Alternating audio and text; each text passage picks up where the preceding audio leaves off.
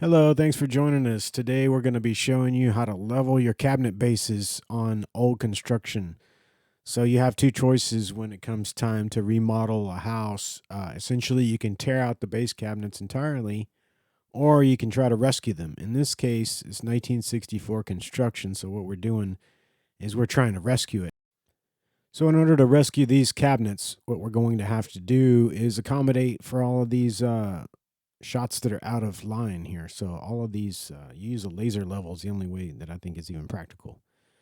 In this case, we're using a 360-degree laser level. You could use another like 180-degree laser level and just rotate it as you need it. But, we got the 360 just because we knew we were working on this particular project. Anyway, so what we've done here is we've taken that laser level and we shot a line onto from the original cabinet and then put a piece of donor wood and then shot a line on that. And now what we're going to do is going to go cut this donor piece to match that scribe line. So what we're going to do is double check it one last time, make sure the line that we drew matches the laser level line. And we cut this piece and essentially rinse and repeat many times until your entire cabinets are all have these donor strips added to accommodate for the level. This house was actually kind of a nightmare because the kitchen sink to the right there, and you'll notice how bad out of level it is. Anytime water would get on the counter, it would take a beeline for that low corner in the lower left-hand corner. So having this level is going to be a real game changer. The other reason we decided to try to salvage these bases is because they're actually made of high quality wood, 1960s wood that's real dense and solid. All of this wood is either solid wood or real nice, dense ply grade, cabinet grade plywood. So what we're doing here, we applied a nice bead of glue. We always used a high quality glue. Line it up, give it some initial massage in. And then we just like to take tape and tape these down so that it gives it some compression as it starts to dry. You'd like a little bit of compression in any glue joint to get a nice solid joint. And so we go about just adding tape. And what you're going to do is you're going to try to get these as close to the money as possible, maybe just the tiniest half a millimeter or millimeter overshot if you need to.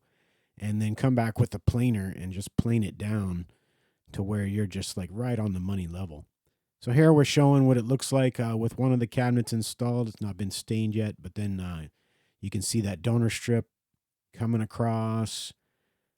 Basically, you'll see the laser line just start to pick up there.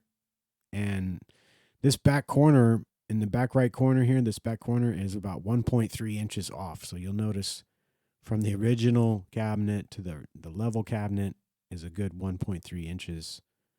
Which is pretty significant. It makes it pretty nearly impossible to lay tile. For example, if you wanted to just come and lay tile across that, it would be a nightmare. So you can't deal with that kind of out of level. Even for something like as forgiving as a butcher block, you can't do it. So on this near side, it gets thinner and thinner. So basically, one of the tricks to doing this is you have to actually take your lowest low and highest high and kind of shoot. To where you shoot where you have enough to where when you get to the low side, you still have something to work with.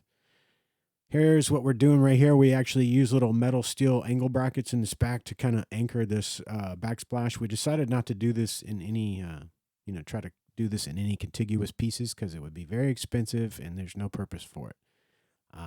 To eliminate a seam right there, it's not very important. So we used a bracket. Here's what it looks like. It's after it's all said and done, just stained with tung oil with some stain in it and some coloration tung oil, and also waxed. So it came out pretty nice. Everything's super level. It's the stove just nestles in there just perfectly. It's got a flush mount sink, which is nicer because you don't get the capillary action underneath the countertop.